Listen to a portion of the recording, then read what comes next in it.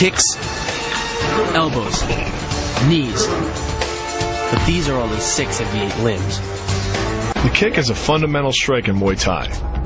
Like the jab in Western boxing, the kick is the long-range weapon of the sport. The kick's power comes from the torque generated by the rotation of the hips. It's the same principle that cracks a whip.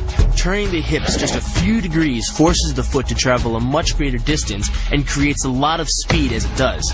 The longer the leg and quicker the rotation, the faster the kick. And unlike karate, Muay Thai fighters are also taught to strike with the hard bone of the shin.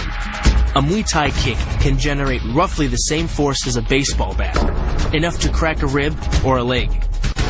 That same focus and accuracy are at the core of the drip, and are the same principles that underlie the most devastating strike in Muay Thai. Basically, it works like a point of a knife. All the force is magnified by being concentrated in a small, hard area. Even if the elbow doesn't deliver a knockout, it will almost always leave a nasty cut and often end a fight. With the long-range power angle kick and the fight-stopping elbow strike, we've made a good start at building our Muay Thai arsenal. But there's still a lot to learn. But the school could teach us another move to add to our arsenal. One that works seamlessly with weapons or without. The knee strike. Getting in close neutralizes the opponent's weapon advantage. Then, in the clinch, we bring the power of the knee to bear.